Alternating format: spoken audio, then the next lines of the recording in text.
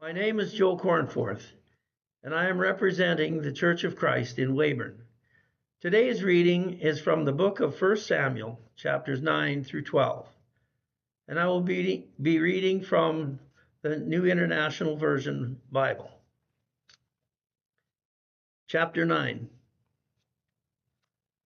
There was a Benjamite, a man of standing, whose name was Kish, son of Abiel, the son of Zeror, the son of Bicharath, the son of Aphiah of Benjamin. He had a son named Saul, an impressive young man without equal among the Israelites, a head taller than any of the others. Now the donkeys belonging to Saul's father, Kish, were lost.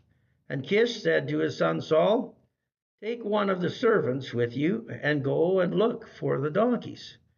So he passed through the hill country of Ephraim and through the area around Cilicia, but they did not find them. They went on into the district of Shalom, but the donkeys were not there. Then he passed through the territory of Benjamin, but they did not find them. When they reached the district of Zuph, Saul said to the servant who was with him, "Come, let's go back, or my father will stop thinking about the donkeys and start worrying about us."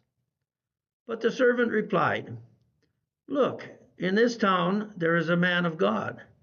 He is highly respected, and everything he says comes true. Let's go there now.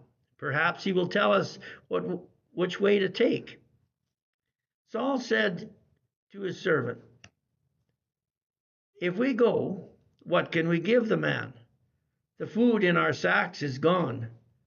We have no gift to take to the man of God. What do we have?" The servant answered him again. "Look," he said, "I have a quarter of a shekel of silver. I will give it to the man of God so that he will tell us what way to take. Formerly in Israel, if a man went to inquire of God, he would say, 'Come, let us go to the seer,' because the prophet of today used to be called a seer." "Good," Saul said to his servant. "Come, let's go." So they set out for the town where the man of God was. As they were going up the hill to the town, they met some girls coming out to draw water, and they asked them, "Is the seer here?" "He is," they answered. "He's ahead of you. Hurry now. He has just come to our town today, for the people have a sacrifice at the high place. As soon as you enter the town, you will find him before he goes up to the high place to eat. The people will not begin eating until he comes, because he must bless the sacrifice. Afterward, those who are invited will eat. Go up now.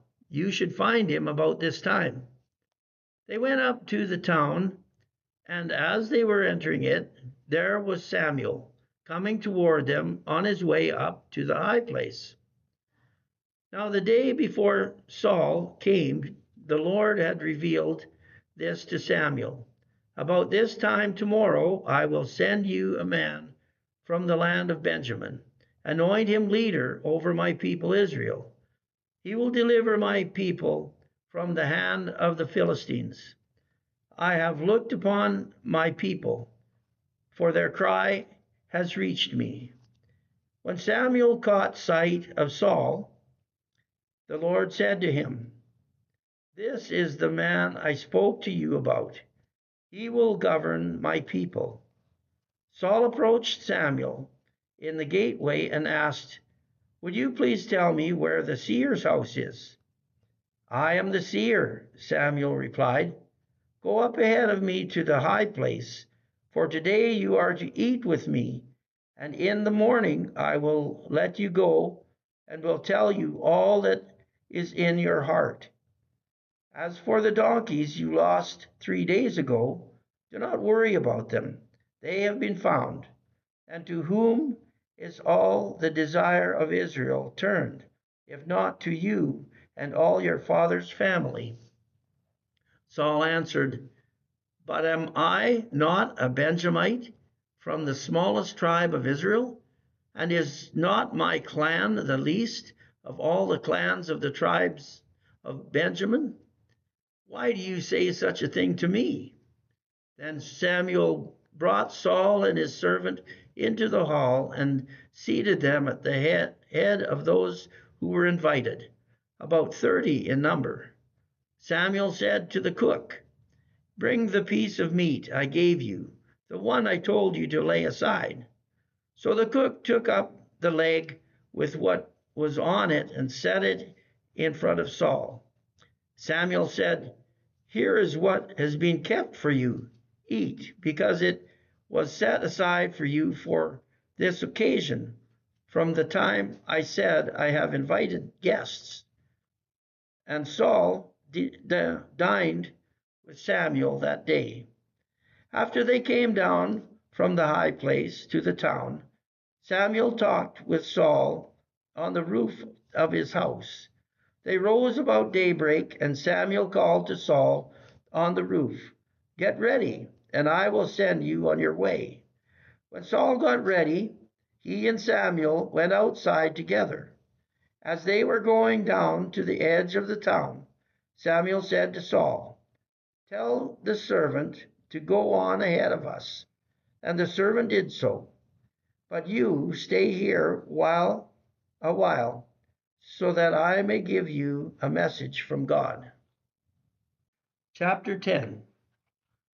Then Samuel took a flask of oil and poured it on Saul's head and kissed him, saying, "Has not the Lord anointed you leader over his inheritance? When you leave me today, you will meet 2 men near Rachel's tomb at Zelzah, on the border of Benjamin.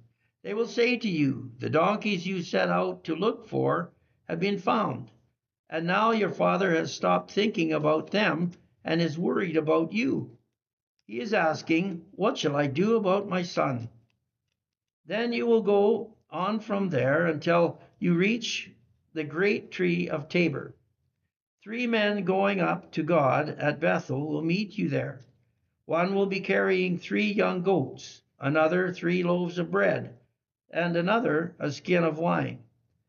They will greet you and offer you 2 loaves of bread, which you will accept from them.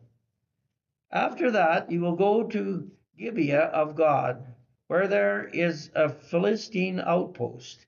As you approach the town, you will meet a procession of prophets coming down from the high place with lyres, tambourines, flutes, and harps being played before them, and they will be prophesying.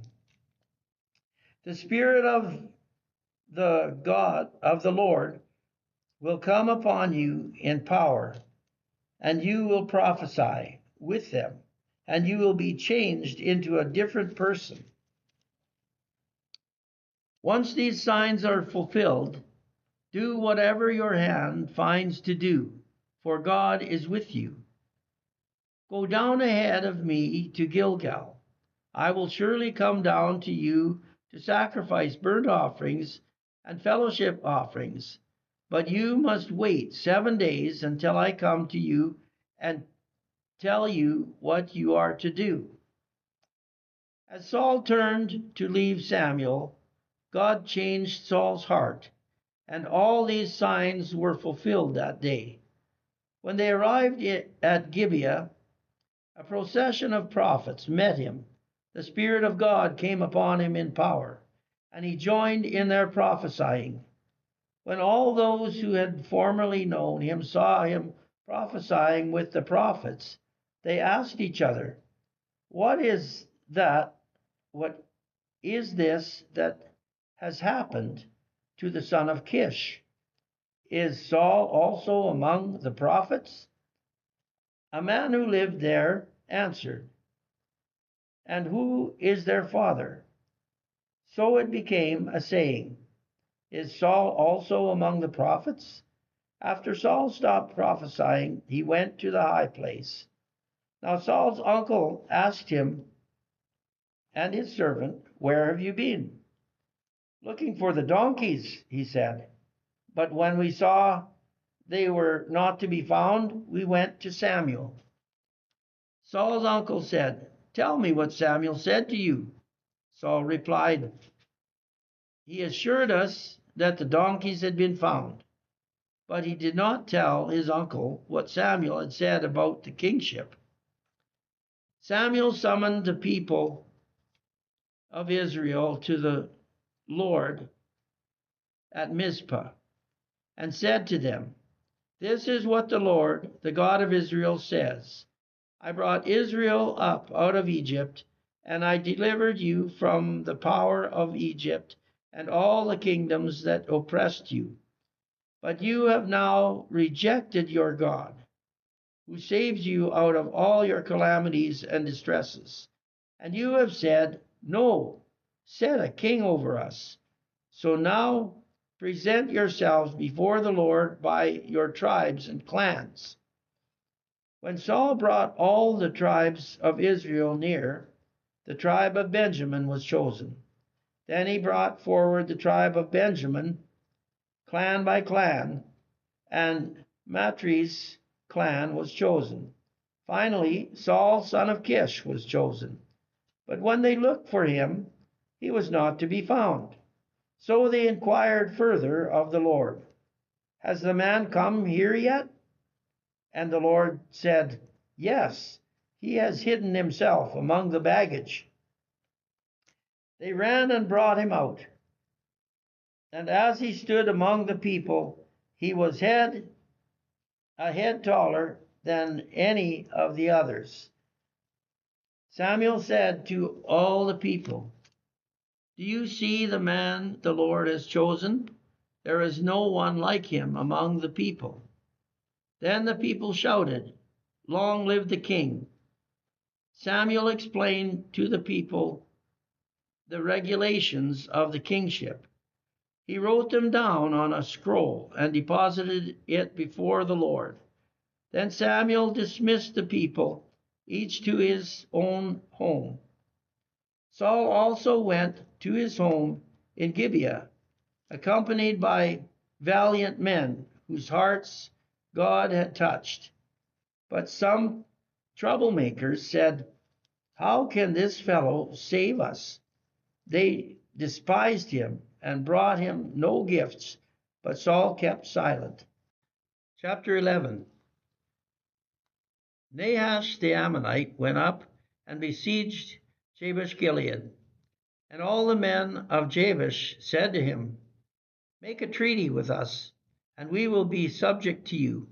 But Nahash the Ammonite replied, "I will make a treaty with you only on the condition that I gouge out the right eye of every one of you, and so bring disgrace on all Israel." The elders of Jabesh said to him, "Give us 7 days so we can send messengers throughout Israel. If no one comes to rescue us, we will surrender to you." When the messengers came to Gibeah of Saul and reported these terms to the people, they all wept aloud. Just then Saul was returning from the fields behind his oxen, and he asked, "What is wrong with the people? Why are they weeping?" Then they repeated to him what the men of Jabesh had said. When Saul heard their words, the Spirit of God came upon him in power, and he burned with anger. He took a pair of oxen, cut them into pieces, and sent the pieces by messengers throughout Israel, proclaiming, "This is what will be done to the oxen of anyone who does not follow Saul and Samuel." Then the terror of the Lord fell on the people, and they turned out as one man.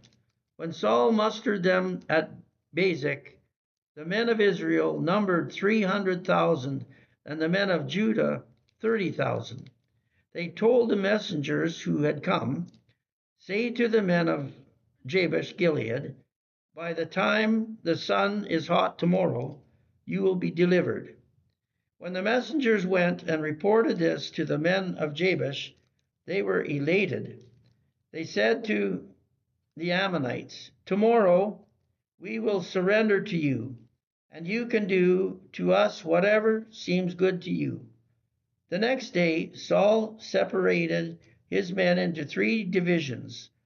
During the last watch of the night, they broke into the camp of the Ammonites and slaughtered them until the heat of the day.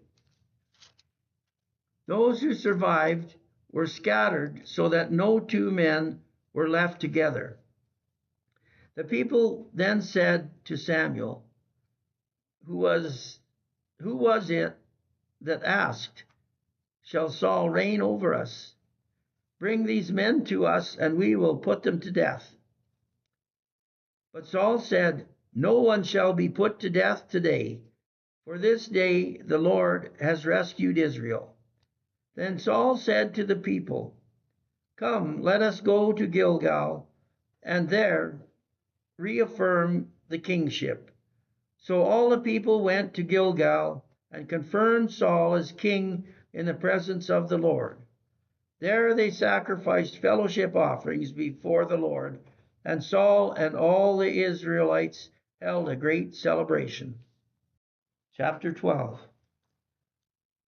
Samuel said to all Israel, "I have listened to everything you said to me and have set a king over you. Now you have a king as your leader.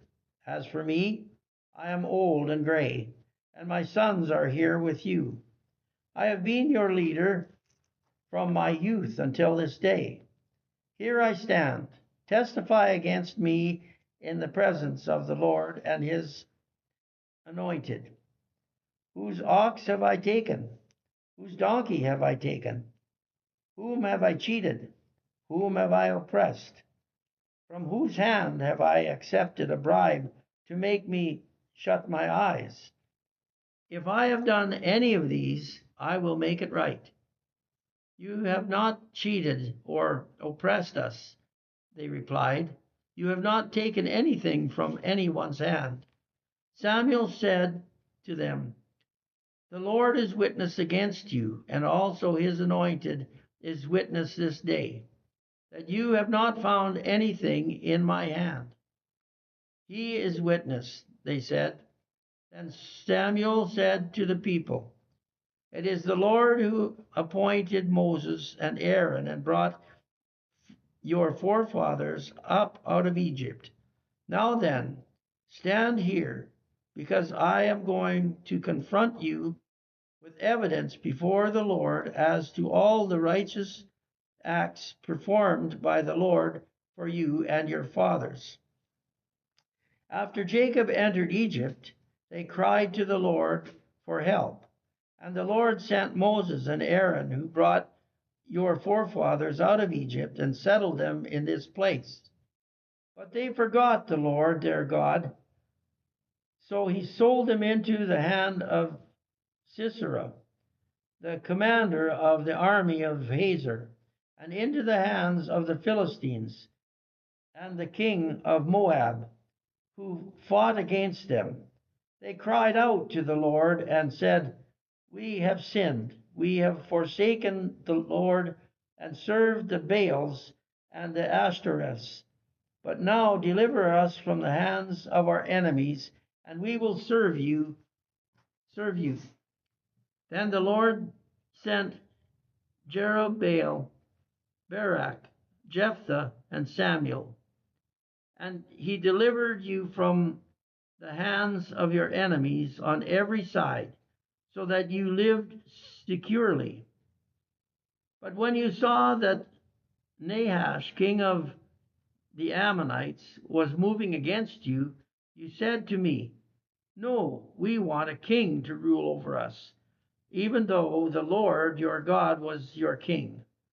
Now here is the king you have chosen, the one you asked for. See, the Lord has set a king over you. If you fear the Lord and serve and obey him and do not rebel against his commands, and if both you and the king who reigns over you follow the Lord your God, good. But if you do not obey the Lord, and if you rebel against his commands, his hand will be against you, as it was against your forefathers. Now then, stand still and see this great thing the Lord is about to do before your eyes. Is it not wheat harvest now? I will call upon the Lord to send thunder and rain, and you will realize what an evil thing you did in the eyes of the Lord when you asked for a king. And Samuel called upon the Lord, and that same day the Lord sent thunder and rain.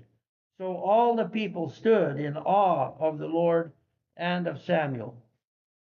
The people all said to Samuel, "Pray to the Lord our God for our servants, for your servants, so that we will not die. For we have added to all our other sins the evil of asking for a king." "Do not be afraid," Samuel replied.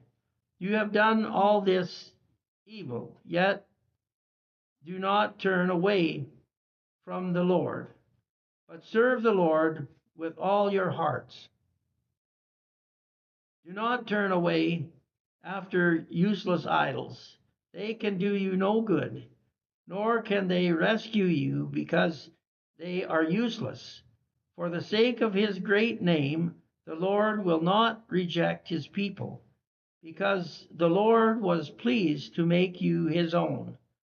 As for me, far be it from me that I should sin against the Lord by failing to pray for you, and I will teach you the way that is good and right.